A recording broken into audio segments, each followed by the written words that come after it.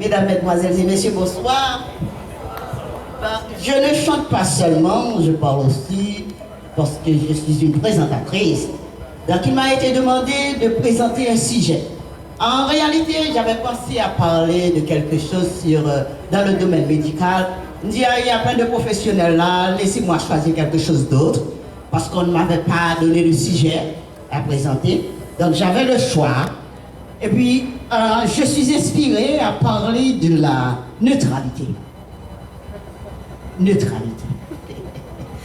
C'est un sujet assez rare comme ça, on va penser que le monde va venir parler de ça. En réalité, on se demande qu'est-ce que c'est que la neutralité? On peut définir la neutralité comme la situation d'un État qui demeure à l'état d'un conflit, à l'écart d'un conflit. On va dire que on va rentrer là-dedans, on va mêler là-dedans, ça veut dire qu'on est neutre. Le neutre, au-delà du genre grammatical, serait le fait de ne pas prendre parti. C'est aussi le fait qu'un groupe ou un individu qui se prononce pour aucun parti, c'est peut-être le caractère ou l'attitude d'une personne face à une situation. En chimie et en physique, la neutralité, c'est l'état, la qualité d'un corps ou de milieu électriquement neutre. En psychanalyse, c'est l'attitude non directive de l'analyste à l'égard des opinions, des projets de son patient. Mais demandez-nous, est-ce que nous-mêmes nous sommes neutres? Est-ce qu'il y a des gens qui sont neutres vraiment? C'est une question ça n'a posé tête moi. Et nous-mêmes nous avons posé tête nos questions ça. Peut-on observer la neutralité dans un conflit? Puis un conflit on pense au neutre. Jusqu'où peut-on échapper aux oppositions et aux conflits? Il y a des gens à esprit fantasque. Je dis fantasque, je ne dis pas fantastique. Esprit fantasque sont esprits qui ont des gens fantaisistes. Les gens à esprit fantasque vantent la neutralité. Ils disent que la neutralité est une vertu. Donc, on la considère comme la sagesse de la prudence ou la prudence de la sagesse. On avance même que la neutralité préserverait de la vengeance, de l'affrontement, qu'elle garantirait la paix républicaine. On a même soutenu que la neutralité serait gage de crédibilité. D'autres la considèrent comme une forme de lâcheté, parce que le neutre refuse de prendre parti. Pour certains, il est de bon ton de se dire neutre, de ne pas prendre position, même de se croire supérieur, parce qu'il se croit être au-dessus de la mêlée.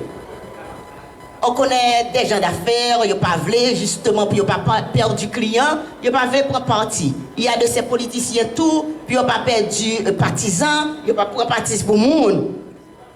On les considère, ou je peux les considérer aussi, comme des lâches. Ce sont des lâches. Les neutres diront que leur position est gage de bonne entente et de paix. Ils affirmeront qu'en restant neutres, ils contribuent à l'harmonie sociale et que c'est la seule voie possible dans un monde de plus en plus fracturé. Il y a un jeune Africain, Sefou, c'est Moukenga Sefou, un jeune avocat africain qui a déclaré en décembre 2019 « Toute neutralité cache une lâcheté qui a honte de s'avouer. » En d'autres termes, depuis qu'on t'y en paix ou pas voulez prendre parti ou observer derrière, on s'en son monde là chouillé. Donc je suis d'accord avec monsieur Maître Sefou qui en 2019 a déclaré que toute neutralité cache une certaine lâcheté. On dit qu'être neutre, c'est être impartial. Mais en réalité, l'impartialité, est plus ou moins objectif. Quand on est impartial, on est objectif. Donc on agit en toute objectivité quand on est impartial. Quand on est impartial, on est équitable. Quand on est impartial, on est juste.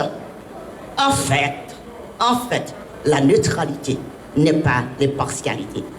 Et pourtant, on peut être un neutralisant. Pas besoin neutre, même quand on neutralisant. Là, on filme des couleurs dans la tête, nos mesdames. Ils mettent un shampoing neutralisant dans la tête, nous, pour qu'il y ait des couleurs. Et quand le rouge agit sur le vert, le rouge, nous connaissons les gens qui fait artisanat, qui parient couleurs, quand pile couleur qui sortit à partir de mélange de couleurs. Parce que le rouge neutralise le vert et ça donne du gris. Donc on peut jouer le rôle de neutralisant. On peut ne pas être neutre. Je ne presse pas la neutralité, je ne saurais le prêcher, mais on peut jouer le rôle de neutralisant. Et qui me dit nous que Dieu est contre la neutralité. Nous sommes d'accord avec moi que dans ce ciel-là, les Satan avec ange, il y a un ange rebelle qui suit Satan, mais il y a un ange qui refuse de déclarer l'Éternel précipité en bas. La neutralité, je le répète, est une forme de lâcheté. Oui, la neutralité est de la pure lâcheté. On ne peut pas ne pas prendre parti. Ça veut dire qu'il n'est pas possible d'être neutre. Parce que la neutralité, c'est dans le discours, mais le cœur, ou déjà, qu'on peut qui monouille. Ou qu'on peut qui monouille. Donc, vous supposez exprimer qu'on y a là pour dire que, ok, parce que les gens neutres, qui ça dit? Toi, tu n'as pas tort. Et puis l'autre là, il dit, tu n'as pas tort. Et puis toi, tu n'as pas, tu as raison. Il en a dit, tu as raison. Il en a dit, tu n'as pas tort. Et même bah alors, dit, oui. Tu n'as pas tort, toi tu n'as pas tort. Mais toi, tu as raison. Ou dit même bah là en d'autres termes. Parce que ça veut dire que vous ne pouvez pas prendre parti et pour un monde. Alors, avec Pierre Billon, je dirais que la neutralité, c'est une chose qu'on trouve dans les discours, mais pas dans le cœur des gens. Ça, si on y a là où on amis, et puis il dit comme ça, il même son monde neutrier, bah quoi son monde besoin pour amour, ça. Parce que si on pas prendre position pour moi, pas besoin pour amis. Ou pas prendre mon conseil, yon, le fini, ou pas jamais camper ensemble avec moi. Pendant ce temps, on compte position. Dans quel cas on pas déclarer, même qu'on on compte position. Donc de tels amis, on n'a pas besoin de ces amis-là. On a besoin de monde qui peut camper avec vous, loguer un problème qui peut camper avec vous, ou bien si une discussion qui a fait entre nous deux un conflit, ou même leur paraître, ou qu'à supposer, ou mettez le point, ou faire le point, ou agir comme un neutralisant, mais pas comme un neutre ou un neutriste, ou agir comme un neutralisant. Il vaut mieux être entouré par des gens qui nous aiment, qui sont sincères, que par beaucoup qui nous le font croire ou qui sont des neutres. C'est les mon ancien neutrier, la mettre dans de l'eau. La neutralité est frère de l'indifférence et de l'inaction, et c'est une funeste condition. Je vais répéter pour nous que la neutralité, c'est un leurre. Un leurre, c'est comme si c'est un appât, c'est un truc que vous mettez, ça c'est un leurre.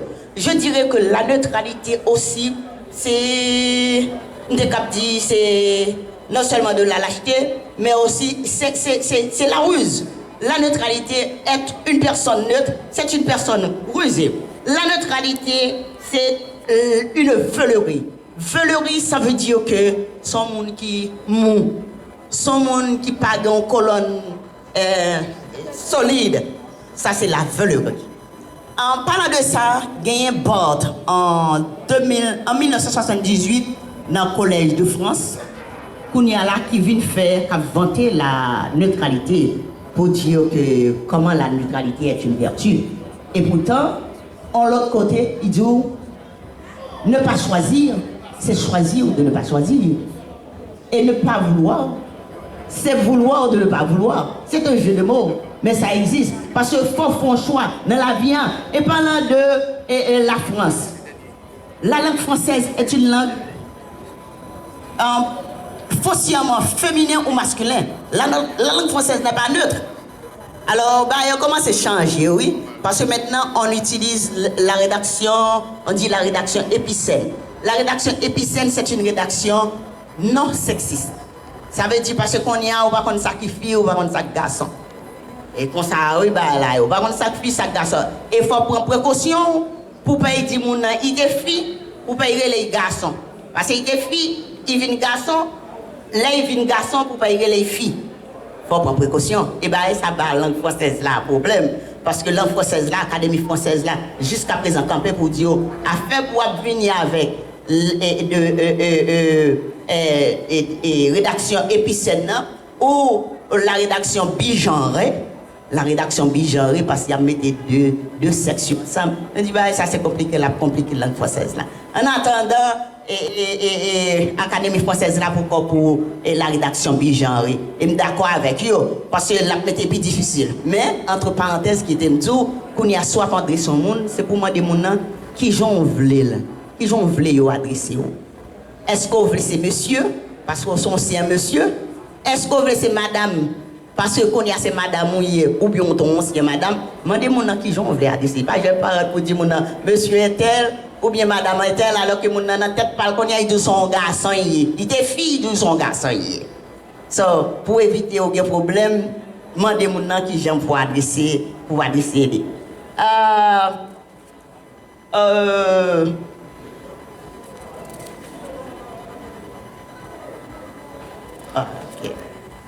Ok.